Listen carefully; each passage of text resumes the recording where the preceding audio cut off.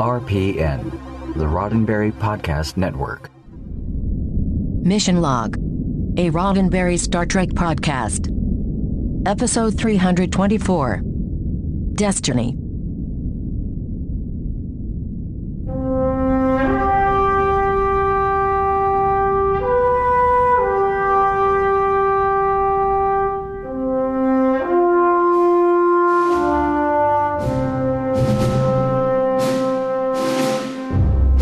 Welcome into Mission Log, a Roddenberry Star Trek podcast. I'm John Champion. And I'm Ken Ray.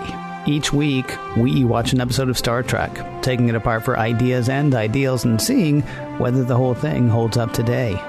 This week, Destiny, the one where Cardassians come back to DS9 on a mission of peace and scientific exploration. Well, most of them. I've got trivia coming up in a bit, but first, I'm going to let you know how to get in touch with us.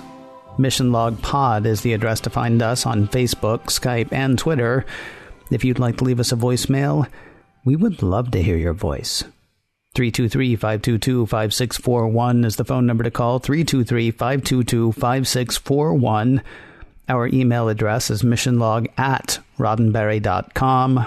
Our show website, including discovered documents, is at missionlogpodcast.com. And please do remember, we may use your comments on an upcoming episode of Mission Log. And with that, we turn it over to John Champion, because he does this trivia thing every week, and I got this crazy feeling he's going to want to do that again right now. Shocking. This week, trivia on Destiny. Well, let's start off with the written by credits. David S. Cohen and Martin A. Weiner. Now, here in the great tradition of Star Trek, we have two budding young writers who made their first professional sale because DS9 was picking up spec scripts. Martin has this as his only professional credit, while David had just a couple more after this. Now, also in the Hollywood tradition, we have a long and arduous trip from story to screen, which is one reason why you don't see a teleplay credit on this episode. Most all of the writing staff had a hand in shaping what was ultimately filmed, and with some pretty major changes along the way. In fact, they've been sitting on this story since season 2, and only this much later cracked what would make it work. The usual suspects, Ronald D. Moore, Ira Stephen Bear, Renee Echeverria, the whole gang, worked to get this one to what was ultimately filmed. Now, one of those changes was the whole nature of the prophecy, which was originally going to be something more positive than doom and gloom. But then where's the challenge for the DS9 crew? David Cohen later said that none of the dialogue from the original script he wrote with Martin Weiner made it into the final. This was directed by Les Landau. Of course, we know that name. Les started as a first assistant director on The Next Generation. Then he ended up as the uncredited director on Code of Honor before finally helming one all his own. That would be The Schizoid Man. The most recent of his DS9 episodes we discussed was Second Skin. We have a missing rule of acquisition here. Faith can move mountains of inventory. Nice. Right? It's a great one. And everyone on staff agrees with you, Ken. They liked it so much, and even though it didn't make it into the episode, it did end up in that book written by Quark, as told to Ira Stephen Bear. Hey, how about that comet? It was a very cool practical effect. It was a model created by Tony Menninger, so no CG was used in that. And speaking of models and practical effects, that communications relay is a reuse of the Amargosa Observatory from Star Trek Generations, modified a bit here. They cut it down to have shorter arms than we saw in the movie. Now on to the guest stars. Dejar, the Cardassian representing the Obsidian Order, is played by Jessica Hendra. There's not a long list of on-camera credits for Jessica. This episode is her first. Then she had a few more guest roles, like on Mad About You and Malcolm in the Middle. Most interesting to me, though, she actually worked in the puppetry department on The Spitting Image. If you remember that show, giant puppets doing mostly political humor. Well, she worked behind the scenes in the art department, specifically on the puppets for that one. Now, of course, we have two Cardassian scientists here who are front and center. That would be Ulani and Galora. Ulani is played by Wendy Roby, And Wendy was a stage actor who heard about auditions for this quirky little show being produced in the Pacific Northwest, and before you know it, she's playing Nadine in David Lynch and Mark Frost's Twin Peaks. Many TV and film appearances followed, and of course, she returned as Nadine when Twin Peaks was revived in 2017. Galora is played by Tracy Scoggins. Now, genre audiences probably know Tracy very well, even if she is less recognizable here in Cardassian makeup. She was Captain Lockley on Babylon 5, and well before that, she was Cat Grant on Lois and Clark, and well before that, she was popping up on Dynasty, The Colbys, even the Dukes of Hazzard, and T.J. Hooker, to name just a very few. Now, she started out as a PE teacher before going into modeling, and after traveling the world as a model, then she started her long career in TV and film. This is her only Star Trek appearance. Incidentally, she wandered the Paramount lot while in makeup, specifically to scare kids in studio tours. Apparently, the production got a call from security about that while they were shooting DS9. Finally, Vedek Yarka is played by Eric Avari, a very recognizable character actor. He's appeared in 150 titles since the early 60s. You may have caught him in Stargate the movie, Stargate SG-1, Planet of the Apes in 2001, Mr. Deeds, The Mummy, and just so many more. By the way, in Stargate, he's Kasuf, a kind of quasi-spiritual leader of his people, and we'll catch him again with a guest spot on Enterprise. For it is written, when the moon is in the 7th house, and Jupiter aligns with Mars, then peace will guide the planet, and love will steer the stars. Prophecy of the 5th dimension. Prologue. Everyone on DS9 is buzzing with the news of a couple of Cardassian scientists who will be visiting soon to work on a communications relay to send messages through the wormhole. Sisko wants them to feel comfortable and welcome, while Odo is concerned about security so soon after the new peace treaty with Bajor has been signed. Sisko says he wants the people on DS9 to get used to the idea of Cardassians hanging out and mingling. It'll be a step in the right direction.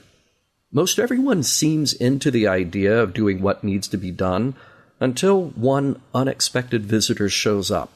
It's Vedek Yarka, and he's got a warning from the prophets. Act 1. There was a prophecy, one from 3,000 years ago, the third one told to Trakor. 3 vipers, those are the Cardassians, will return to their nest in the sky, that's DS9, when they peer through the temple gates, which is the wormhole.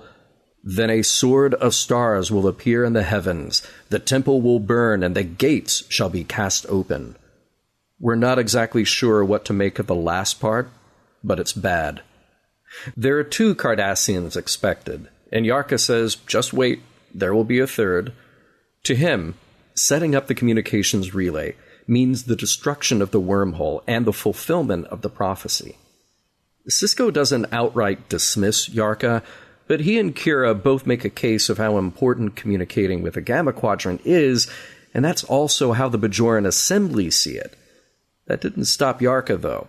He sees Commander Sisko as the emissary and wants him to stop this mission.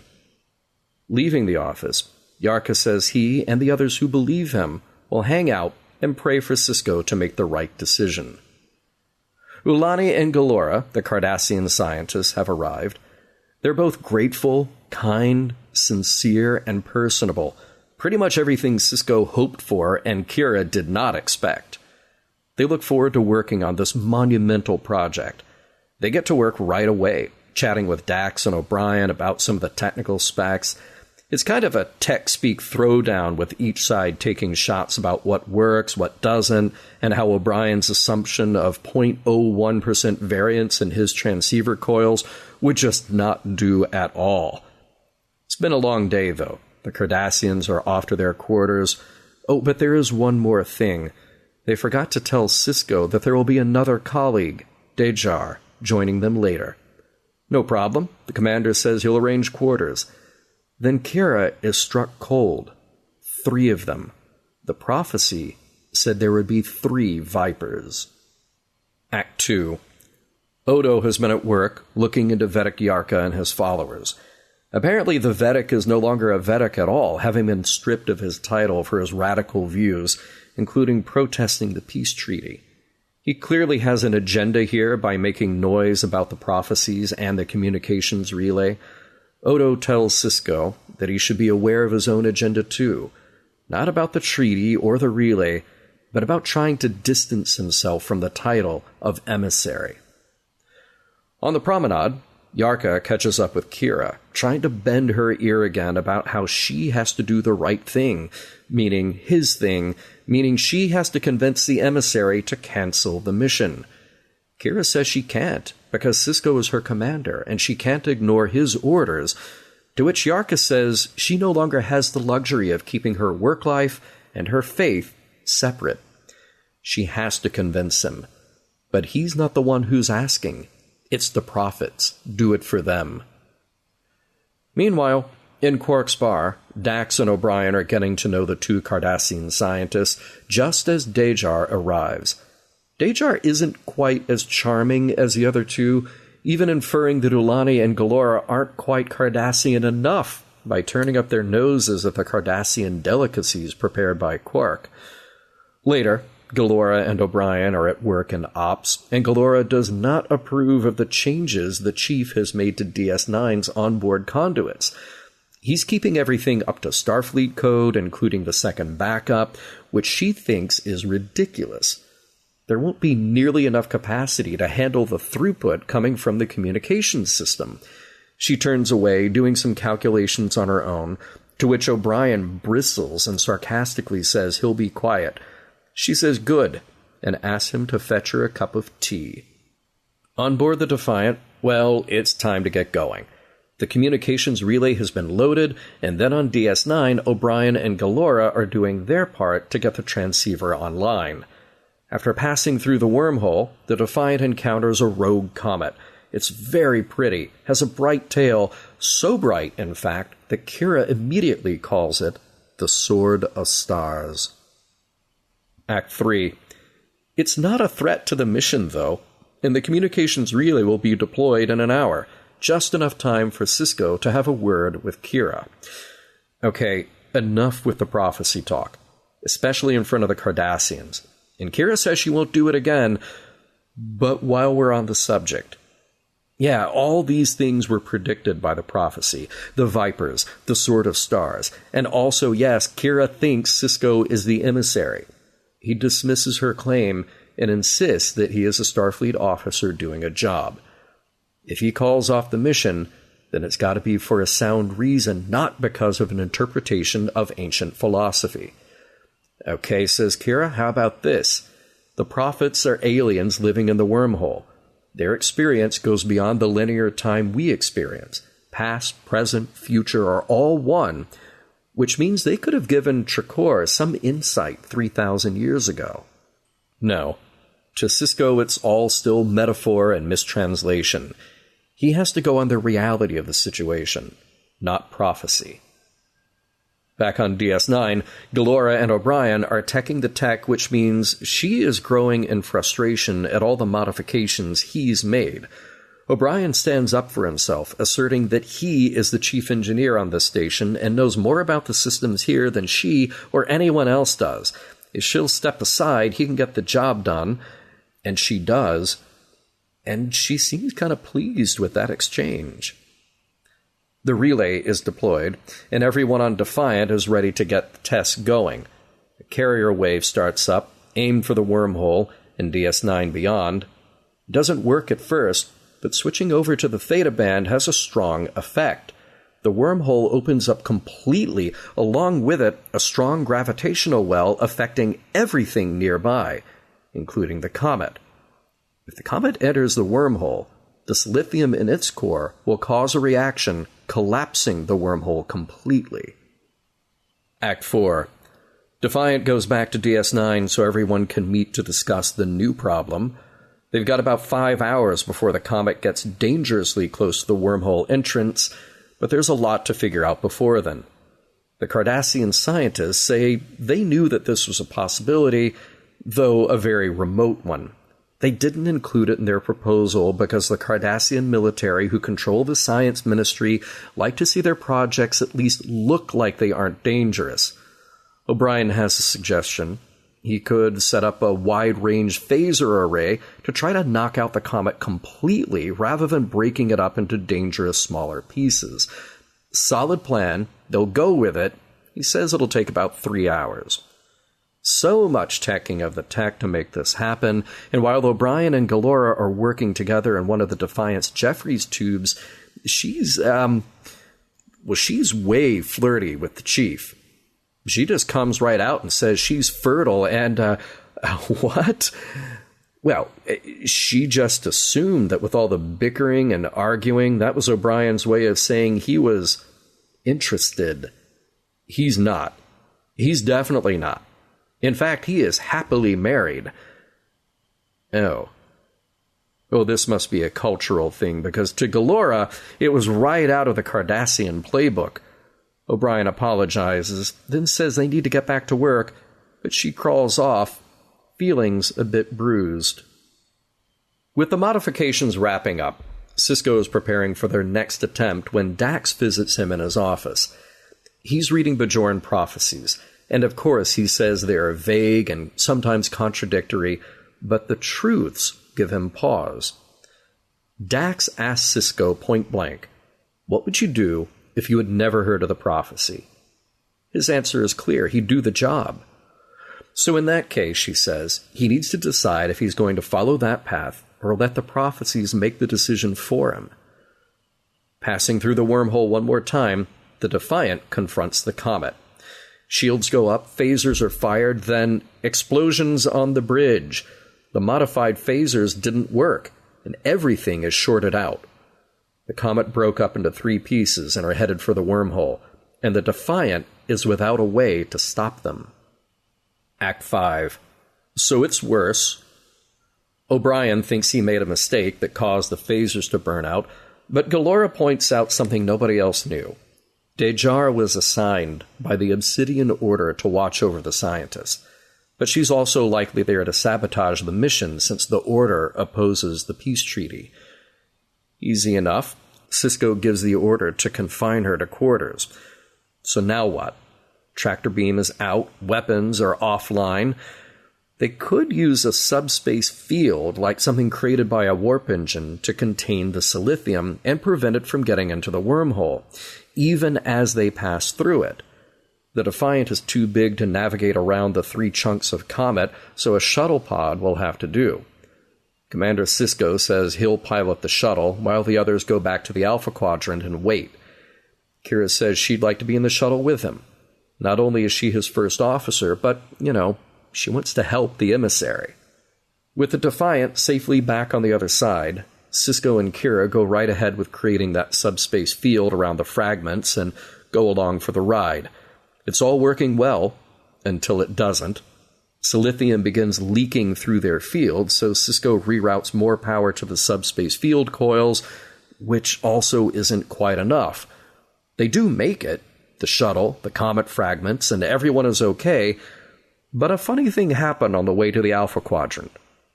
You see, all that leaking silithium sort of left a little open crack in the wormhole, which means as soon as the shuttle came through, their communication signals did too. It all works, just like we hoped for from the beginning. All this brings Kira to an interesting revelation. The prophecies came true. All of them. Only they were looking at it the wrong way. The Vipers weren't the Cardassians, they were the pieces of the comet. The temple gates are the ends of the wormhole, and the silithium burned the temple gates open. The emissary, then, used the Sword of Stars to make it all happen. Shakor must have been shown all of this by the wormhole aliens. O'Brien and Galora say their goodbyes. She'll be fine. It's Dejar who needs to worry, since the Obsidian Order doesn't tolerate failure. Galora also says Keiko is a lucky woman, as she signs off with a friendly kiss on the chief's cheek. Yarka says his goodbye to Sisko. He's sorry he ever doubted the commander. Maybe the prophets wanted peace, after all. Now that they've made it through this one, about that next prophecy. The end. Jinkies, that was a lot. Well, there's a lot going on there. You got prophecies, you got science, you got some just worked up Cardassians. Yeah, you do. Well, one worked up Cardassian. The other two were actually very pleasant. They were very friendly. I look forward to seeing them week after week after week on the show. That would be awesome. Wouldn't it be neat? Because we got Garrick, plain simple Garrick, who is, of course, neither plain nor simple. Yeah. You don't know whether you can trust that guy, as far as you could throw him. You don't know how far you could throw him because he's just up on the screen. Yeah, right? Yeah. But Galora, that's, I would like to see a lot more of her. Are you coming on to her right now? Maybe. Sorry. Okay. Maybe I am. Hey, man, that's fine. Try arguing with her a lot because apparently that'll do it. I have a type. That's what I'm saying. I have a type. Scaly and yeah. Hey, remember that time the ruling power in the Gamma Quadrant told us to stay out? Oh, that was a thing, right? Yeah, that was a thing. That we just don't care. We just don't care. Interesting. Stay out. That's an idea. What we're going to do instead, though, is make it much easier to communicate with this side. Just so we can know when you're coming. How would that be? Can I just tell you that instead? Well, it's like, okay, say you're told to stay out of a particular place, but could you just put like a string with a bell nearby so that if there was something going on, then you'd know. Well, the Dominion certainly has seemed very forgiving of such things. So, yeah, why not keep trying it week after week? That's true. Yeah. Okay. Good call. And park it right in front of the wormhole where it's like, hey, look over here. There's a wormhole. This is... Right, which has to be the worst kept secret. Hey, I did have a question, actually, and wasn't sure if it was explained. So, if you don't send out whatever neutrino pulse or something, right? Yeah. Before trying to go through the wormhole, nothing happens, right? You have to activate the wormhole, don't you? It seems like it. It's weird because it just sort of shows up. Like the wormhole is always there. Right. But the matter of going through it, the matter of going in and out of it, it just seems pretty instantaneous. Like we're going to head that way. Oh, look, we're going through. But I guess the neutrino beam is what you have to do. Right. Because I'm thinking that comet wouldn't have gone through the wormhole if they hadn't taken the comet through the wormhole. That's true. It would have just gone into nothing. Past the wormhole. Right? Yeah. Well, just floated through space, minding its own. Then, of course, the prophecy wouldn't have been fulfilled, but they were like, oh, we have to do something about the comet. Yeah, well, or stay away. Just be quiet for a minute, and it'll go that way, and you can keep failing at setting up your communications array. Yeah. That is a funny thing. As we can come back to, we got an email from Dave Williams. Hi, Dave, saying that, what was the assumption here about the prophecy being a positive or a negative? They had to do something or not do something. Like maybe the goal is to make the prophecy happen. Like maybe you really need to make it happen instead of not making it happen, as opposed to what seemed to be Yarko's problem here. So to your point, that would have been a great opportunity to say, we're just going to, if we don't do anything to the wormhole, nothing will happen. We'll be fine. Yeah, that's the weird thing. I think we may have gotten an email, and maybe it was Dave's email as well. We got a bunch of emails about this episode beforehand, including one that began, I know you guys don't like to read emails about an episode you haven't done yet. Yep. And that's honestly as far as I got in that one, because I thought, okay, so this is established. But, it's like... They might be giants. Sure as you can't steer a train, you can't change your fate. If it was stated, and maybe this is for next segment, but if it was stated that this was a thing that happened, well, then it happened. And to try to decide whether or not you're going to do the thing, it doesn't matter. You can say you're doing the thing, you can say you're not doing the thing. If the thing happened, you're doing the thing. But what you need is just a list of prophecies, a little asterisk that leads to the ones that say, please don't let this happen. Right. Or just your mileage may vary. Yeah, right. Exactly. Hey, let's talk about some rules. We got 2 new rules. Yes. 34th and 35th rules of acquisition. Love how this is played. 34, war is good for business. Number 35, peace is good for business. It's easy to get them confused. Yeah. Yeah. A lot of I like that one a lot. Yeah. What did Cisco say when he was talking about the Bajorans coming on? None the Cardassians coming on, excuse me, because Odo was like, "Yeah, I'm going to have security all over the Cardassians," and Cisco's like, "No, don't." I want the Bajorans of the station to get used to seeing Cardassians walking around and hopefully not stabbing them to death on the promenade like that guy that one time in that episode. Am I right? Odo? Am I right? Oh. Too soon? Odo. Because, it's going to be a duet. It's going to be a duet of Cardassians wandering around. And I understand there's safety in numbers, but that's still only 2. And as we've established many times, there are at least 300 people living on Deep Space Nine. Now, I know they're not all Bajorans. Yeah, but a lot of them are. Exactly. Yeah. Certainly enough that, I'd say you could probably field 10 to take on 2 Cardassians that they don't like. Yeah. Yeah, just kind of weird for him to be like, no, just let him run around. It'll be fine. Yeah. I'm sure nothing will happen. You got shuttles coming up from Bajor all the time. Some of those take like a couple of hours. Some of them are like these horrendous 2-week journeys. There might be some very ornery Bajorans by the time they get there. Oh, and I understand that there's a whole group of Bajorans against the Cardassians being here who are going to be here working themselves into a religious fervor this week. Ooh, yeah, they'll be fun. Yeah. I can't see any problem with letting the Cardassians just wander. Hey, so in that opening scene when they're trying to prepare for the arrival of the Cardassians, and Quark brings the 2 bottles of Kanar, why is Dax opening a bottle of Kanar intended for somebody else? Like, Ken, if I brought over a bottle of 18-year-old Macallan for you, right, and I said, hey, Ken, this is for you, it's this 18-year Macallan, if somebody else just like opened it and stuck their finger in there like, this seems like it's not good, or hey, this is great, like, that's not cool, right? Well, let's be honest, though. If I were to bring you that, I would say, here, I brought this bottle of 18-year-old Macallan for you. Had half of it on the train. It's great. No, that's probably the case, yeah. That could happen. Hey, and Morn got sick from the Kanar. Funny little side bit of dialogue there, because you just have to wonder what would make Morn sick, because he's a big guy, he's a quiet guy, but he seems to just go through a lot. Do you think Quark was actually testing whether the Kanar was bad, or do you think he's just sick of Morn? Sick of all his talking. Right here, just keep going. This is for you, and this is for you, and this is for you. Plenty more where that came from, if you actually make it through it. Hey, so it was interesting to hear the Cardassians talk about Terek Nor. Oh, Terek Nockward. Oh! Sort of terrible. Nice. What happened there was Terekable. Hey, we got a shout out to Yamak sauce. Yeah. That is good, and apparently being served with quite a Cardassian charcuterie platter that Quark put together. Now, I couldn't get a good look at it, and maybe that's a good thing, because I'm just thinking it's something that I could recreate and pass off very easily. The eggs really are the prominent piece there, and you could do like the have you seen those eggs that are like the tea-stained eggs? It's very interesting. They kind of are cracked, and then they soak in tea, so they pick up the color there, and they get an interesting little pattern on them. This is all stuff that you could do at home if you're having a Cardassian-themed dinner party, Ken. That sounds great. Yeah. Although apparently, the Cardassians you want to hang out with don't actually want to eat the Cardassian food. Oh, yeah, that's true. So, hey, it's just one more reason for me to argue with Galora.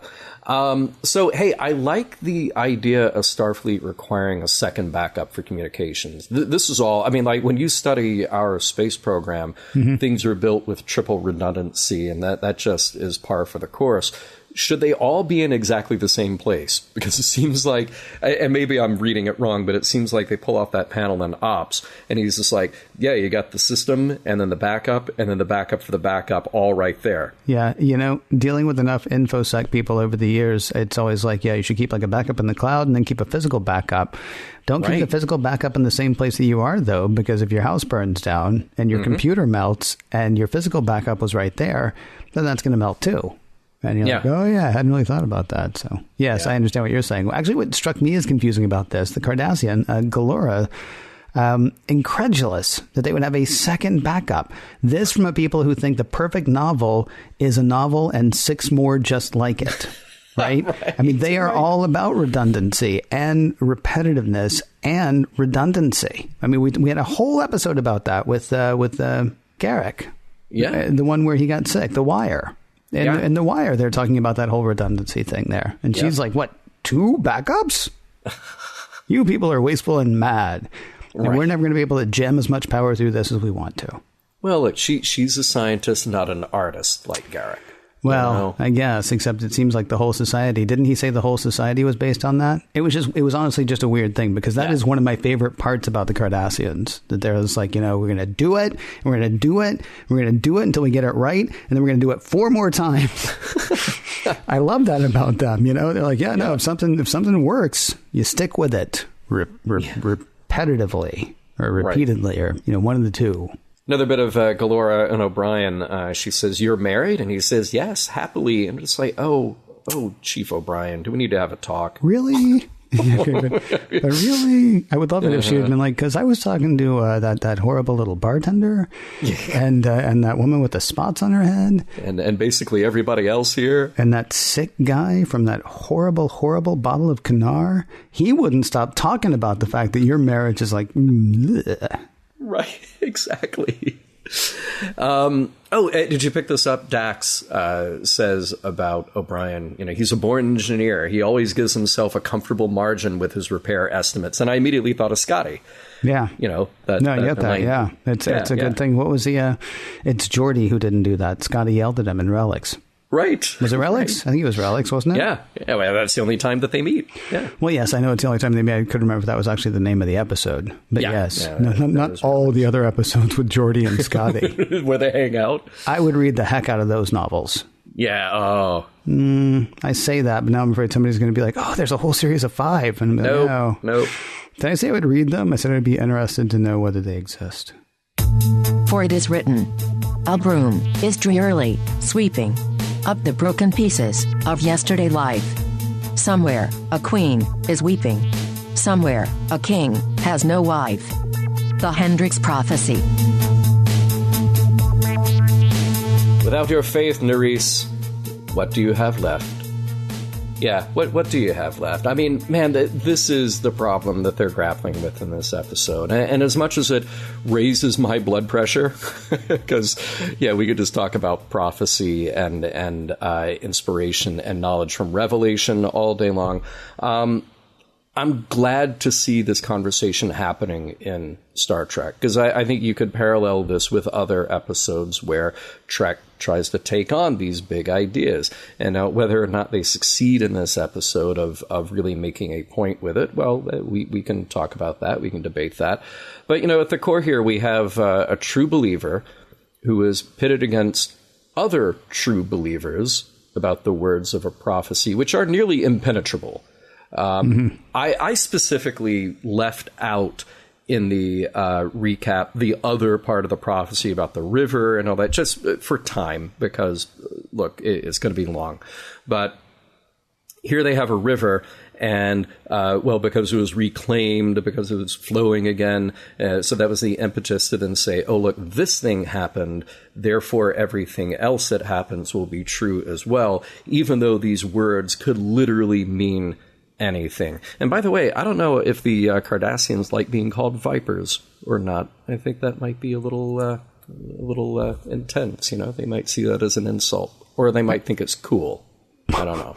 They might think it was cool. Yeah, they could. Don't know either. I mean, but it comes down to this. I mean, there's no demonstrable, objective, evidence-based way to interpret any of this. So we're all just left with best guesses of what to do or what not to do and hope it all works out for the best, which is the same process of doing anything, whether you have a prophecy or not.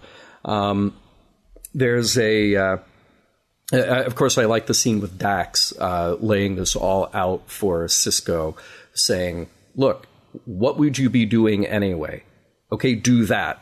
Because that's what you would be doing, following the patterns and ideals and the understanding that you have. Don't let this other kind of mixed up information get you off of your path and off the reasonable path that you're following. And there's another interesting bit that goes along with this, not exactly in the vein of the prophecy here, but when I guess it's in Act 4 when they're talking about what happened, what's gone wrong. Maybe it's right at the beginning of Act 5 when they talk about what happened, what's gone wrong, and the 3 Cardassian scientists are saying, well, we knew this could be a problem, and we knew it was within about a 2% variable here, so we didn't bring it up. because the Cardassian government likes us to act with efficiency and downplay any dangers. I thought of a show that's been on very recently, which is Chernobyl. And I have to admit that I haven't watched all of it. I've only watched a couple of episodes of it, but I was very interested in reading the responses from the people who created that show, saying that if you think this is a show about nuclear power specifically, you're wrong. This is a show about being dishonest about science and allowing propaganda to overtake our ability to actually do things on a clear, evidence-based, objective, demonstrable path. So I thought that was a very interesting way to talk about that issue. And we get a little bit of a taste of that here. One of the other things that drives me insane in this is Yarka saying, well, it is not I, it is the prophets. And what a way to just wash your hands of any responsibility of any of this stuff. And at the same time, sort of try to bolster your own position. Like, this is his position, obviously, no matter what. But then he gets to say, well, no, it's not me. I'm just doing what the prophets tell me to do. And this, of course, is something that we've seen Kai Wen, even back when she was Vedic Wen, use as well. So you sort of hide yourself in this impenetrable cloak by saying, oh, no, you can't blame me if something goes wrong. I'm doing what the prophets are telling me to do. Yes.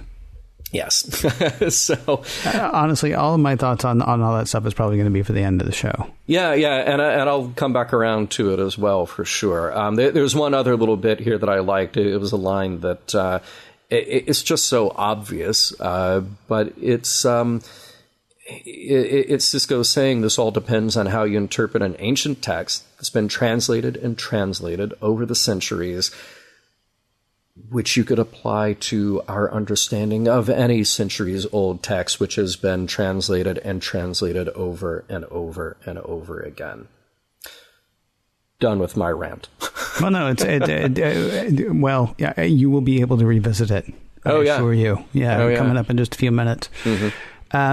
In fact, this might tie into it a tiny bit, because I know this was just a throwaway thing, but you mentioned it earlier, the rules of acquisition, numbers 34 and 35.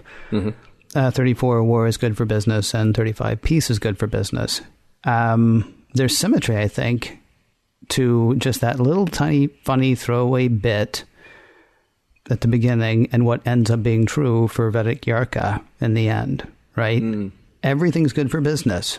You know what's great for business? War. Okay, well, war is actually kind of played out, so let's try peace for a bit, and that's good for business too, it turns out. Yeah. Because we can take all the industry that we use to make things, to blow things up, and use that to rebuild things, right? Yeah. And the same goes for the prophecy. Obviously, the prophecy is about the 3 Cardassians, except for when it turns out to not be. Oh, okay, well, then it turns out it's about the 3 parts of the comet. Okay. Well, then, or maybe it was about the Cardassians, and who knows, maybe something else is going to happen, or maybe you're reading the whole thing wrong anyway. I don't know that was intentional. In fact, I feel fairly certain it wasn't, especially once you tell me that this was an episode that was pretty much written by committee. But I did love that at the beginning, that they're like, yeah, it's all the same. It's pretty much what those 2 rules of acquisition say. Business is good for business.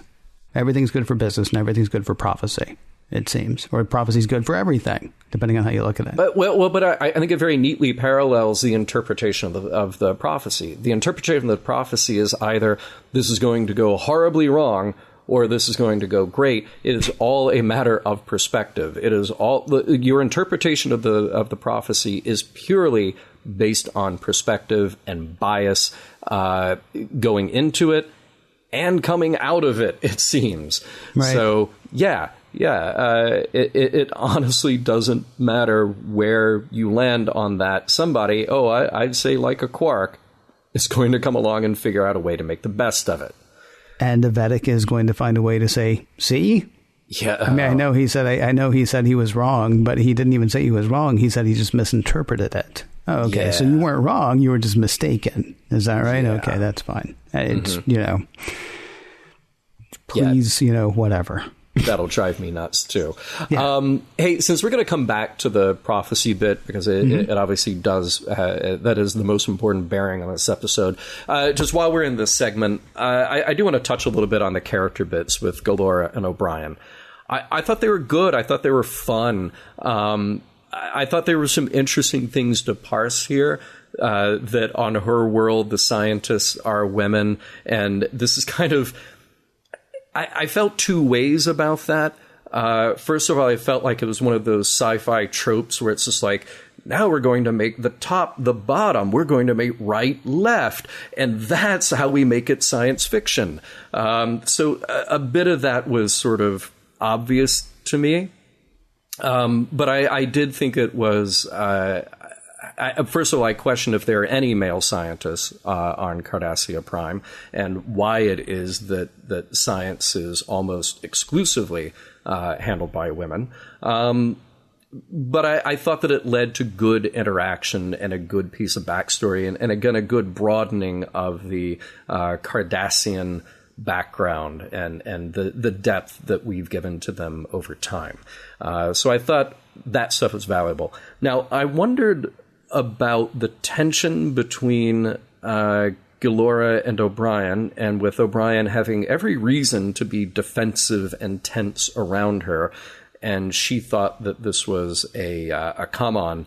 I think we're supposed to take it as all Cardassian relationships are like this, or is it just her, or just women scientists? I wasn't sure exactly how to take that, other than just assuming, okay, we're painting with a broad brush here, and we're just saying, like, no, if somebody is mean to you, then they like you because that's how Cardassians are. Wow, it's like a planet of fifth graders. See? That's what kind of worried me about it. Yeah. Here's the thing, though. It's interesting because the stuff that you're seeing as they're saying this about all Cardassians, and then you're wondering if something is just her. It sounded to me like she was saying, in her experience, men suck at engineering. I didn't think she was saying that's the way it is on Cardassia. I thought she was saying what she has found is that males are useless in that case, which is a bit different. But then conversely, when O'Brien says, all we've been doing is fighting, and she's like, yeah. And he's like, oh, that's right, because that's Cardassians. That's right, I remember that. I mean, it's fine. I mean, it's sort of played as an interesting bit of comedy. I do like the fact that she definitely ends up with more respect for him by the end of it, and he certainly has more respect for her than he's ever had for just about any Cardassian, I would imagine. Because, of course, he was part of some war, and he was a prisoner, and he just has hated Cardassians from the word go. Yeah. And to see him, actually working with somebody and gaining a bit of respect and not smacking her when she went to kiss him. Yeah. I mean, there actually seems to be a bit of growth from Mr. O'Brien there. Boy, I'll bet he can't wait to tell Keiko. For it is written, hear the voices calling to their confederates. See the tiny figures stretching their limbs. Stand back and watch them. From the prophecy of the giants, potentially. Just like it was preordained by the prophets, we've arrived at the last segment of Mission Log. This is the part, of course, where we talk about the morals, the meanings, and messages, and we figure out if it actually does stand the test of time. Ken, I'm going to let you roll with this, because I think maybe you got some ideas here to share with us, and then I'll chime in at the end, okay? Yeah, sure. As a production, I would say it's great. Great design, great effects, all that stuff. I'm into the Cardassians. Not like I want to be them. I hope not. Yeah, although they're meticulous. You got to give them that. Yeah. Measure once, twice, 3 times, however many, 8, maybe 6, somewhere between 6 and 8.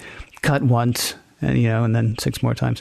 I'm into them. I think they're probably in all of the Star Trek that we've watched so far, they may be the most well-realized race. I don't want to say alien race, but outside of humans, because, being humans writing about Star Trek, I think we pretty much got humans nailed. But as far as the rest of them, Klingons sort of come and go. Sometimes they're just devious, sometimes they're honor bound, sometimes they're stealing, sometimes they're killing.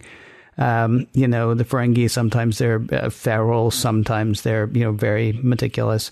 They seem to have the Cardassians down from the word go.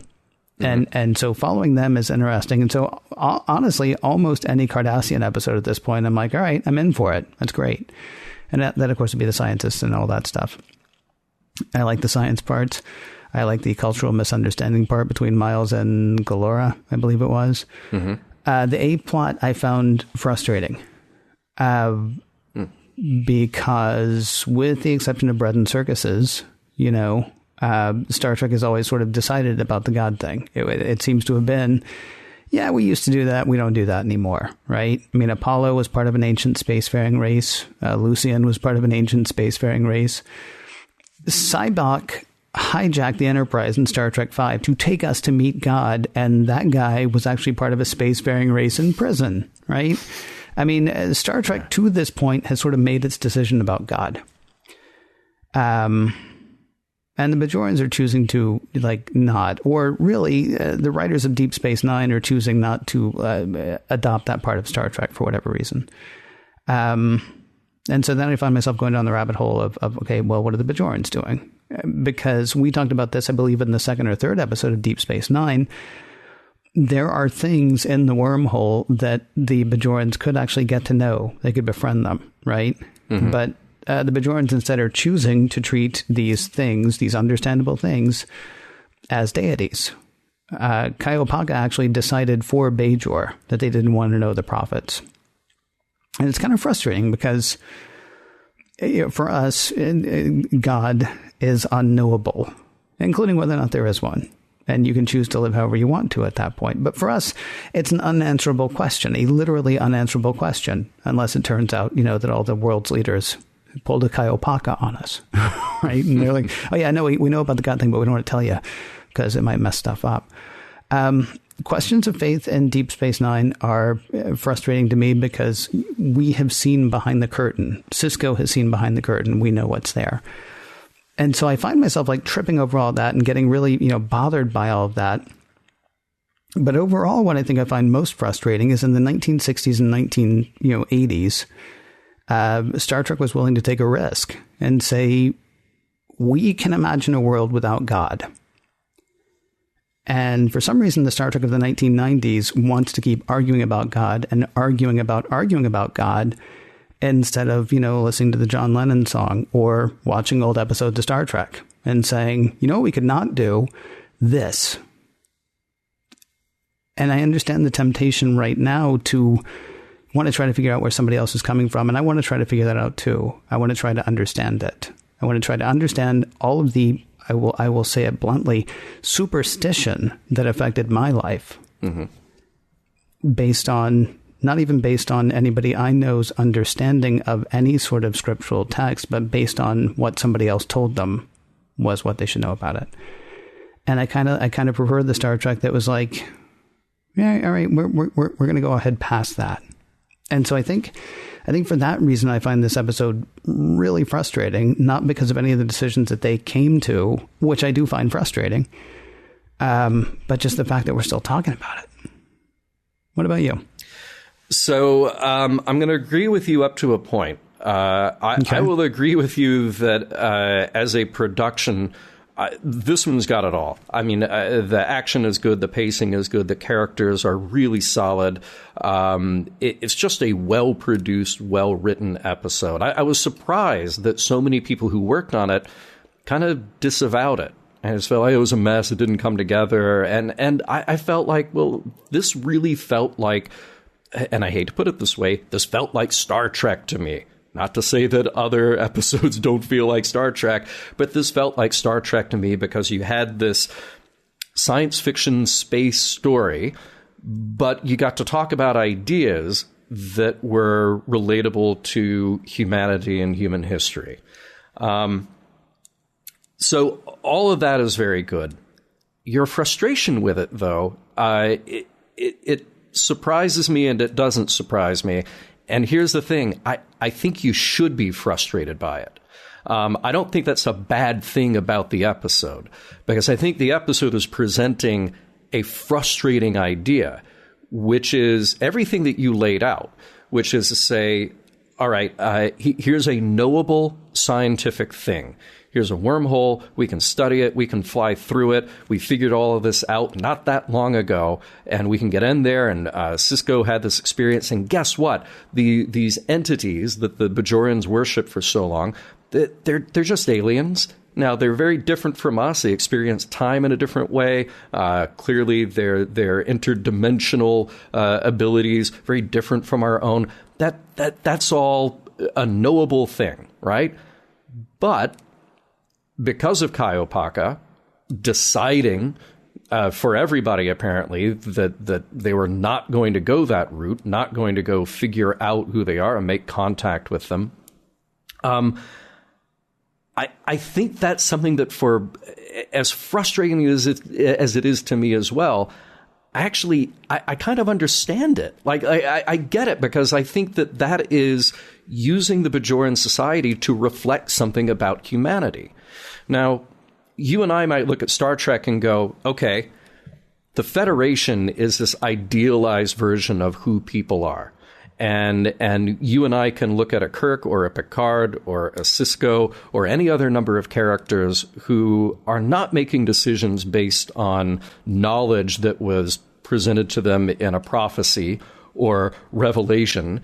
It's just based on the natural world and the scientific information that they have. And we can go, yeah, that's the ideal. That's what we want to live up to. And those are the characters that we hope to identify with. But we can also look at it and go, well, as we said, Riker isn't real. The Enterprise isn't real. Vulcans aren't real. Klingons aren't real. Bajorans aren't real either, but they do represent something about humanity. And it might be humanity in the past, or it might be humanity in the present for a 20th or 21st century audience, where you look at that and go, wow, you know, all they had to do was just reach out and learn something about the universe around them, but instead they've decided to stay with this mythologized, mystic spiritual version of this thing that they could actually understand and might propel their society forward in ways that they can't even imagine. Yeah, the problem that I have, though, is it goes in completely the opposite direction. Right? Well, because they have Vedic Yarka. They have the Vedic Eric coming in and saying, well, no, this is absolutely what this means. This is absolutely what this means. Mm-hmm. And then it doesn't go the way he thinks it's going to go. But then it's written in such a way that you can be like, oh, well, no, it turns out this is actually what this meant. So, I mean, Cisco, I guess, is dealing with a crisis of faith in this thing that he doesn't believe in. And so he decides to ignore the thing he doesn't believe in and go ahead. But then it turns out it was the thing that he didn't believe in all along. I mean, do you see what I'm saying? It's not even raising questions of faith as much as it's, sort of raising questions of interpretation of faith, because faith's a given in this episode. Yeah. It just is. It's boy, those prophets, huh? And they're going to end up being right, whether they were right or not, whether they're prophets or not. I mean, they're putting a sheen of religiosity on a show that, for the most part, had rejected it. Yeah, but I still think that's fair, though. I think it's okay, because if the message at the end of the day is, look, prophecy is kind of useless because it's not giving you directions. It's not telling you, whether we say it's the nonsense that a Nostradamus wrote hundreds of years ago, or if it's in this science fiction contest, whatever a Takor wrote 3,000 years ago, it's not giving you direction. It's just saying, here's a thing. Well, yeah, you can choose to interpret it however you want. Ultimately, it comes down to making a decision based on the information you have at hand. So would I have liked a different response out of Cisco? Well, probably so. It is this weird kind of moment that he has with Kira at the end, where he sort of gets glassy-eyed at the idea of believing in the prophecy. But again, it didn't matter if he believed or not. He just has to take the information that he has and do what's right. Just do what the information he has compels him to do.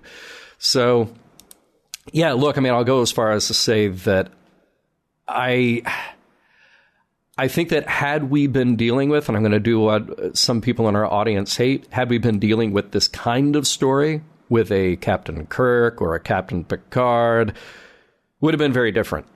Because you would have wrapped up the whole spiritual through line of DS9 in like an episode or two. It would be Picard giving an amazing speech and introducing the wormhole aliens to the people who worship them as gods and just saying, hey, look, you have so much to learn and you can be so much better than you are. If it were Kirk, he would have blown something up and said, your god is a lie, and then left. And that would have been it. So, you know, three different ways here to handle this. And I know that we have so much more to go with Sisko, and we have so much more to go with this sort of spiritual journey of the show. But look, I want the shows that I watch, and I guess particularly I want Star Trek that I watch, to take on big ideas.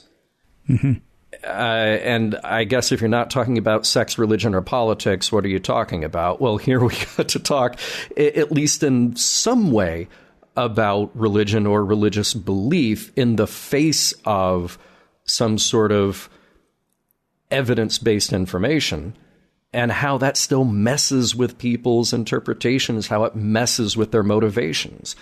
So I found all of that really interesting. Is it the best message at the end of the day?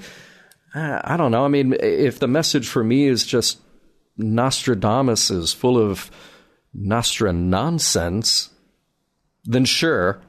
But I would also say that, look, at the end of the day, prophecy and revelation is not the way to make decisions about the real world.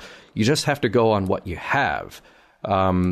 It sort of becomes a mental exercise at the end. Can you bend these impenetrable words to make it sound like it fit what you did?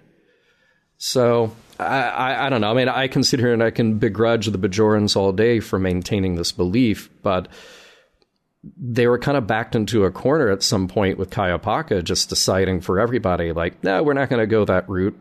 Now, could I see a young upstart like a Vedic Bareil saying, hey, let's go in there and find out what happened? Oh, I guess we can't rely on a guy like Vedic Bareil anymore. Too soon, John. Too soon.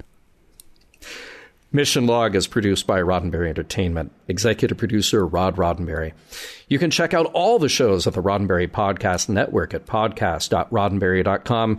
Too many to mention, but I'll mention them anyway. Mission Log Live, Women at Warp, Priority One, The Trek Files, your daily Star Trek news, and Shabam. Shabam! If you'd like to support Mission Log directly, you can do so at patreon.com/missionlog. And for more Star Trek news and discussion, be sure to visit trekmovie.com. On the next Mission Log, profit motive.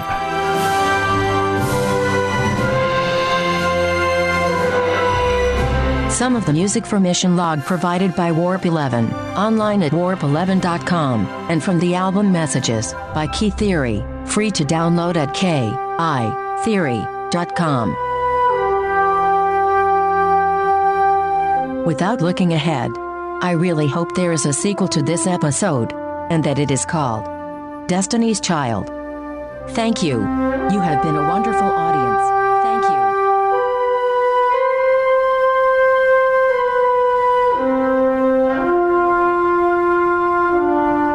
you. End transmission.